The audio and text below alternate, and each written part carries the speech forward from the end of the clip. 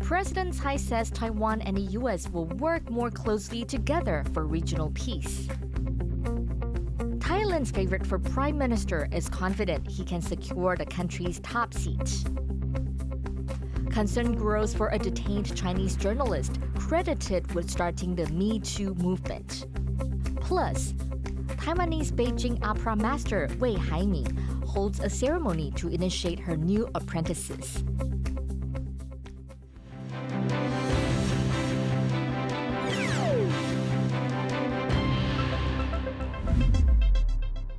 A warm welcome to TaiwanPlus News. I'm Betty Chen.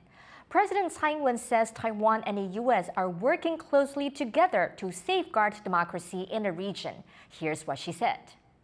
台湾作为守护民主价值的第一道防线，不论在经济、国防等领域，会持续跟美国携手合作，一起守护印太区域的和平稳定。 Tsai made a statement while meeting with visiting U.S. lawmakers. The 9-member bipartisan delegation is the largest congressional group to visit in recent years. They arrive in Taiwan on Tuesday and are expected to meet with other senior officials to discuss trade and regional security. A spokesperson for President Tsai Ing-wen has resigned after reports surfaced about an alleged relationship with a married man. The reports claimed Kolas Yoraka had an affair with a man who was a member of her security detail while she was running for magistrate of Hualien County last year. Kolas had served as the president's spokesperson for 3 years. The presidential office has accepted her resignation but said it would not comment on her personal matters. Groups called for major parties to nominate candidates who care about environmental policies. They hope this will raise awareness among the public about these issues. Bing Wang reports. Environmental groups are calling for political parties to nominate candidates for the legislature who are friendly to their policies. These groups say it's hard for fringe parties that focus on environmental issues to gain seats in the legislature, as they are not as well known. 政党如果愿意呢更重视这种环境议题，然后其实他不但给他自己的选民跟他的党员呢有信心之外呢，他也是一个很正式的跟社会大众宣示呢，他捍卫环境的决心。There are currently no legislators from the eco-friendly Green Party, and only a few legislators from the major political parties consistently advocate for environmental issues. Activists say with more legislators pushing for green policies, the government will have to sign off on environmentally friendly laws. 能够改变这样子的一个倾斜跟扭曲的一个施政的现象，不一样价值的一个倡导，让我们的社会能够更和谐、更平衡。 As much as environmentalists might lobby for it, it doesn't mean that Taiwan's major political parties will bring on more green candidates, with other issues like geopolitics and the economy taking priority. But that hasn't disheartened these activists, who intend to do all they can to influence public discourse in a 6-month run up to the next elections. Devin Tsai and Bing Wang for TaiwanPlus. Taiwan's unemployment rate for the month of May has dropped to a 20-year low. Government figures put the jobless rate at just under 3.5%. It's the second straight month of decline and the lowest figure for May since the year 2000. Officials say the improved job situation comes as the local economy recovers from the COVID-19 pandemic. But they note that the manufacturing sector is still increasing worker furloughs as export orders suffer. Taiwan says it's ready to shoot down any high-altitude balloon that threatens national security. That's after a BBC report found new evidence that a possible Chinese spy balloon flew close to Taiwan 2 years ago. Jaime Okan reports. Earlier this year, images of this Chinese balloon made headlines around the world. The balloon flew into U.S. airspace before being spotted over Montana. The U.S. military then waited until the balloon was over the Atlantic Ocean before shooting it down. Debris collected by the U.S. authorities confirmed that it was a surveillance balloon, which was carrying communication equipment. But we do want to make sure that the American people understand that there's no need to panic. Now, a new BBC report has found evidence that a similar Chinese balloon flew close to Taiwan almost 2 years ago. Using artificial intelligence to scan the skies, the BBC found a satellite image showing a balloon off Taiwan's coast in September of 2021. The same month, a balloon was photographed near Taipei. But Taiwanese authorities say it did not enter the country's airspace. 它仰角大概是19度，所以推测是在总统府后方的，就是3支一带的外海，都在台湾的领空之外。这个外媒他说引用气球的图像可能是物质。Taiwan told the BBC it believed the object was a weather balloon. The military has promised to shoot down warplanes that enter its airspace, but for balloons, it depends whether they're considered a threat. 这个气球它对我们来讲是有威胁的，我们也研判它的确是有威胁的，我们会一并来实施这个击落跟摧毁。Balloons like these are small, cheap, and can fly at high altitudes, making them difficult to spot, and if necessary, to target. Recent events have caused many countries to rethink how to handle this type of aerial surveillance. I think that's why it's important that both the U.S. and Taiwan, treat this as a wake-up call and invest in their own, high-altitude balloon capabilities, and also invest in countermeasures to do this. Taiwan is no stranger to China's military aircraft flying nearby. This year alone, more than 800 planes have been spotted flying close to the country's airspace. But the use of surveillance balloons creates a new set of potential challenges and risks to Taiwan, which the authorities are still trying to figure out how to deal with. Howard Zhang and Jaime Okan for TaiwanPlus. The exiled head of Russia's private Wagner military group, Yevgeni Pregosian, has arrived in Belarus. That's according to Belarusian President Alexander Lukashenko. He also said Belarus has set aside an abandoned military base for Wagner troops. It's part of a deal that ended Saturday's 24-hour mutiny when Wagner forces moved within 200 kilometers of Moscow. Afterwards, Wagner members were given a choice: return home, join the Russian army, or join Prigozhin in exile in Belarus. Prigozhin's whereabouts were unknown after he agreed to end the mutiny. Thailand's favorite for Prime Minister Pita Limjaroenrat is confident he can still win the country's top seat. He's been fending off attempts to disqualify him after his party unexpectedly won the most seats in May's elections. Joy Sung reports.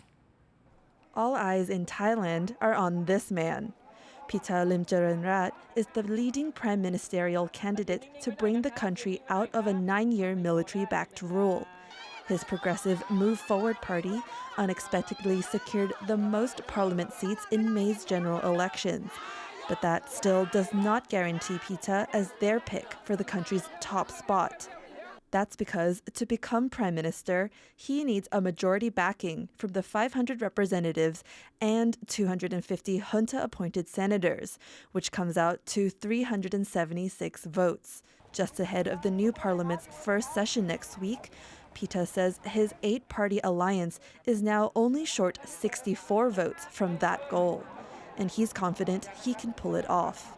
วุฒิสภาเท่าที่มีโอกาสได้พูดคุยก็มีหลายท่านที่มีดุลพินิจแล้วก็มีหลักนะครับในการที่จะใช้ในการโหวตเลือกนะครับตามบรรทัดฐานที่ท่านเคยทำไว้เมื่อปี 62 ก็ไม่อยากจะฝืนมติของสภาล่างหรือว่าเป็นมติที่มาจากประชาชนอีกทีหนึ่ง It's been a tough road for Pita and his party, having to fend off attempts to disqualify him. Some political opponents pointed out that Pita held shares in a local TV station that closed in 2007, which would breach a constitutional rule that bars election candidates from owning media holdings. Others have attacked his policies, namely the controversial plan to water down Thailand's royal defamation law, for being unconstitutional. But Pita has continued to stand firm on the party's progressive vision.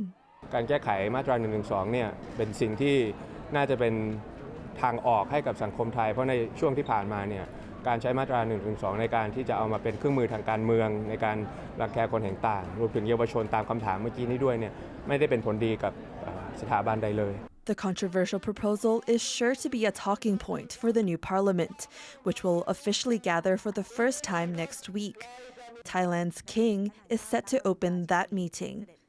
As the country edges closer to naming its next leader, Thailand's armed forces are discussing security plans should violence from Move Forward supporters erupt if PETA fails to be elected in mid-July.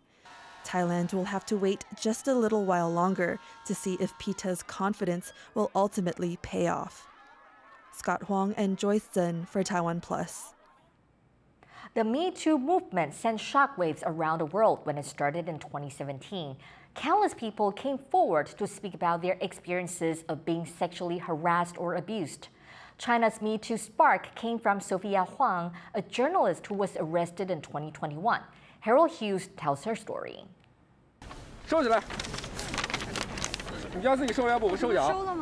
This was a police response outside a Beijing courthouse. Protests like these are rare in China, but several broke out when the global metoo movement reached its shores in 2017. China's movement started with a survey sent out by journalist Sophia Huang. She asked other female journalists whether they'd been sexually harassed at work. Huang herself was a survivor of workplace sexual assault. Inspired by her story, more survivors came forward. Huang covered numerous metoo cases in China and won many awards for her reporting. In September 2021, she and a friend, labor rights activist Wang Jianbing, were detained by the police. She has been reporting on metoo movement, not only on that, but also other cases. It might be one of the reasons. Of course, we never know with Chinese regime what is the actual reason of arrests, but we need to keep advocating for her. Almost 2 years on, and the two still haven't been freed. Concerns about their health have grown. Advocates and friends of Huang say she's lost weight and stopped menstruating, two alarming signs. And I just miss them so much because I heard about a lot of news about their health situation, and that's bad. Cheng Zhudan was detained in China in 2015 while speaking out against sexual harassment. She is one of the Feminist Five, a group of activists who have gained international recognition, and a friend of both Huang and Wang. Giving her experience in Chinese detention, she's concerned for their well-being. And all of the inmates and the doctors and the police laughed at me because they said all women in the detention center have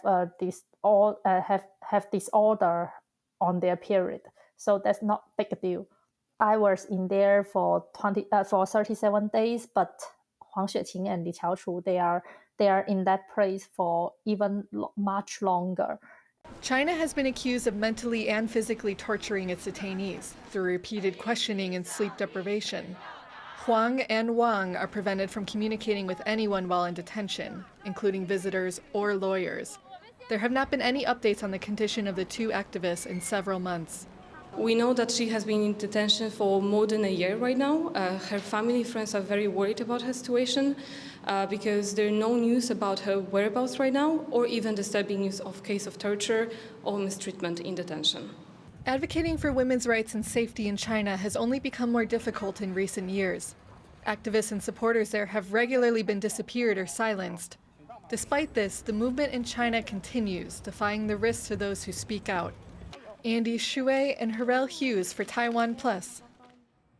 Coming up, scientists in Taiwan have found a way to use coral to predict changes to the Earth's climate. Stay tuned.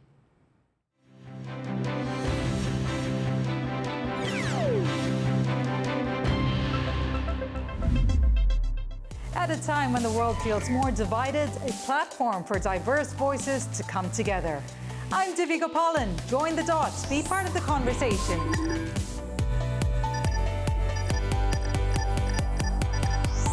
Connected where opinions matter. For more stories from Taiwan and around the world, please download the TaiwanPlus app.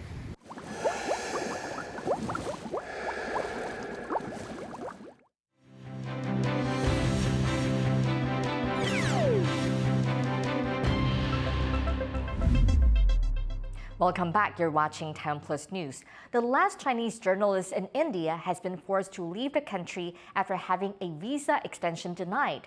This comes as an ongoing spat between the neighboring nations continues to intensify. Shuvan Pell has more. This newspaper report confirms a long-expected development.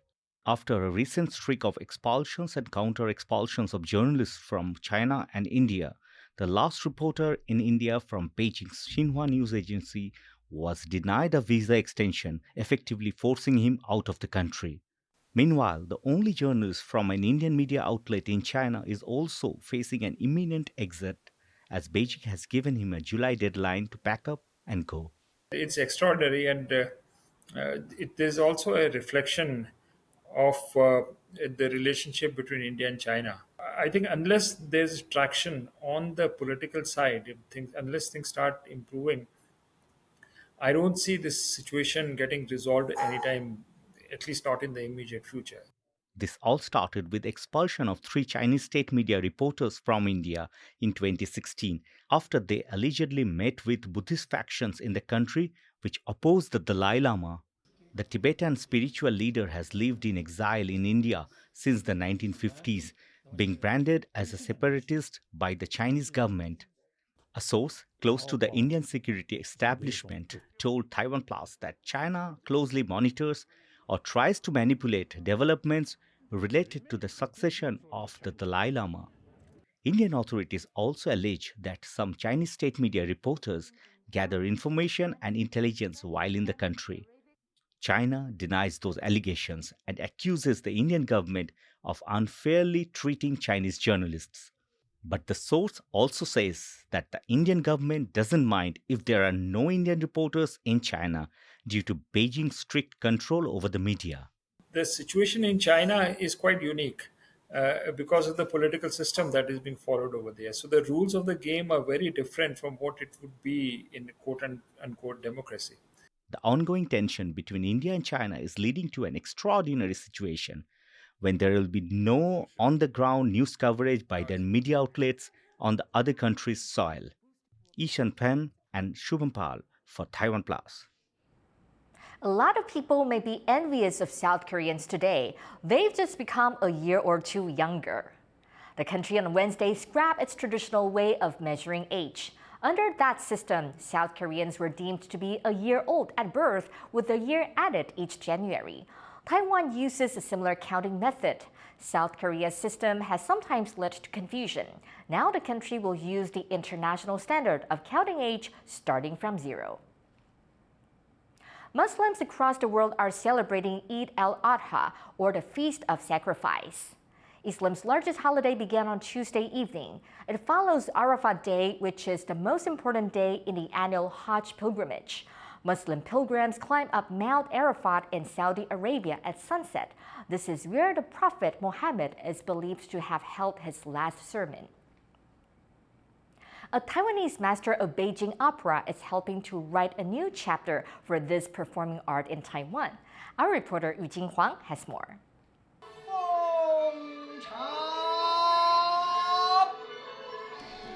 Ritually sipping on a cup of tea, Beijing Opera master Wei Haiming announces that for the first time, she's taking on 3 young artists as her students. Wei has taught many performers in her decades-long career, but in the world of Beijing Opera, the relationship between master and student only becomes official through an apprenticeship ceremony like this. With prominent figures from the art bearing witness, Wei vows to pass down her lifetime of skills to her new proteges.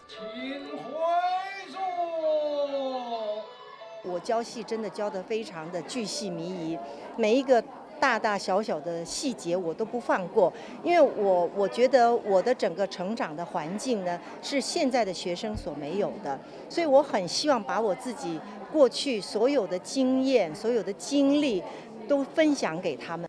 A young enthusiast of Beijing Opera in the 1980s, Wei took the risk of watching a performance in Hong Kong in the 1980s. During Taiwan's martial law era, this was an act that could result in jail time. Wei was deeply touched by the performance of Chinese master Mei Baozhou. She applied to be his first official apprentice in the 1990s, as soon as China and Taiwan re-established contact. That's when she learned Mei's style as a professional actor. The style was created by Mei Baozhou's father, Mei Lanfang, the first Chinese opera star to tour worldwide in the 1930s. 梅兰芳大师他们这一代的这个艺术的这种黄金年代所留下来的这些东西呢，现在似乎有了就是淡化的感觉。那我觉得这个时候恰恰就是我们这一代的这个演员或者说学生，我们应该出头来，帮助把这个梅派的表演艺术的这种真谛，或者说是他的唱念做打的这个真正好的地方在什么地方，能够传承给现在比较年轻的朋友。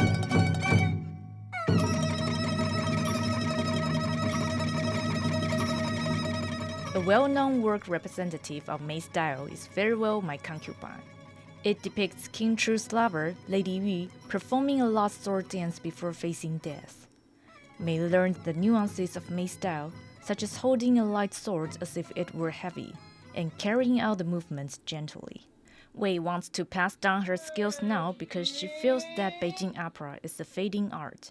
The 3 students she has chosen are all established performers who are relishing the opportunity. 在这重新认识梅派的过程中，虽然我很焦急，但是艺术没有捷径。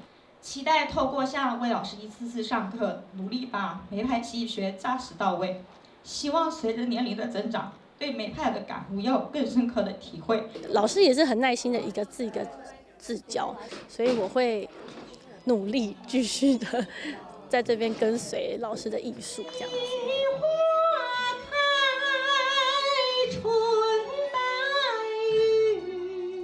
Just like other older art forms, Beijing Opera also faces difficulties finding an audience.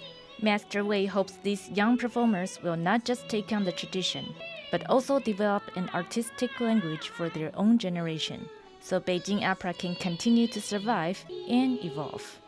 Patrick Chen and Eugene Huang for TaiwanPlus.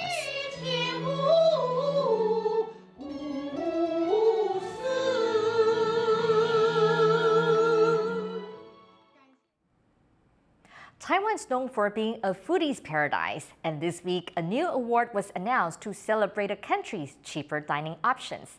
Leslie Liao has more. Ask anyone. Taiwan's got food, lots of it. From Michelin-starred fine dining restaurants to humble food stalls, well, Taiwan's got it all. And while much of the time it's the fancy eateries that get all of the attention, you don't want to miss out on some of the smaller establishments in the country. That's the thinking behind the very first 500 Bowls Food Awards. Really good food. The 500 Bowls Food Awards is a celebration of this, with the added caveat of affordability. It highlights Taiwan's 小吃 or snacks, smaller dishes that are both delicious and cheap. 在台湾的美食地图上，新增加了一块领域里面的指标。除了餐厅里面的盘餐之外，我们增加了小吃这个领域的指标。If that concept sounds familiar, then you might be thinking about the Michelin Bib Gourmand, which evaluates a country's restaurants based on value. That's why the 500 Bowls is colloquially referred to as Taiwan's Bib Gourmand. Here's how it works. 50 judges, made up of chefs, writers, athletes, YouTubers, and more, list their 10 favorite cheap eateries. Every nomination a restaurant gets represents one bowl.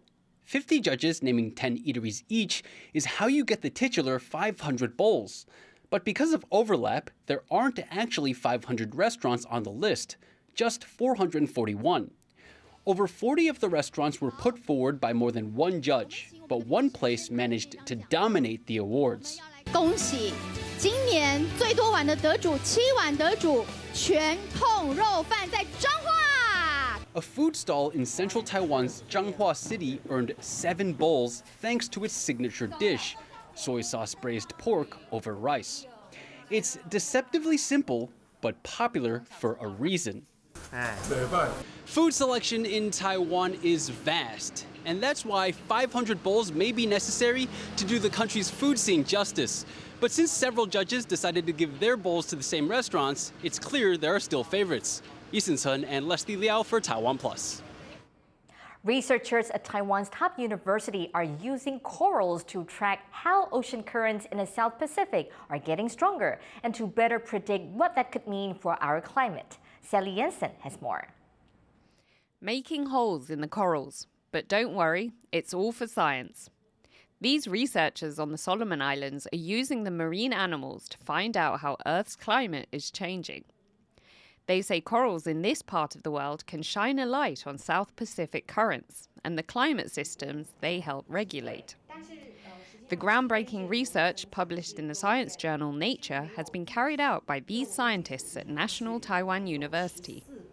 而我们就反之就可以用这个同位素的变化去推估水团的这样的一个交换的变化，也就是告诉我们西边界流的强弱。Subtropical western boundary currents are fast flowing. They carry warm water from the tropics to the north and south poles and eastwards towards South America. But the researchers found that as the planet heats up, these currents get stronger. 西边界流就起到了一个重要的角色，就是它会把从西边的太平洋的那些非常温暖的海水带到东边的赤道太平洋。每到圣婴年的时候，西边界流都会变得相对比较强。The natural El Niño climate pattern began earlier this year. Coupled with climate change, it is rapidly heating the planet's oceans. These scientists have found that by gauging the strength of the western boundary current, they can estimate how intense El Niño might be and what this could mean for our weather systems. So, thanks to these corals, we now have a better idea how Earth's currents and climate are changing. James Lin and Sally Jensen for TaiwanPlus. Thank you for watching TaiwanPlus News. Finally, today we leave you with images of a combination of cross-cultural live performance of piano and guzheng. I'm Betty Chen. Take care and see you next time.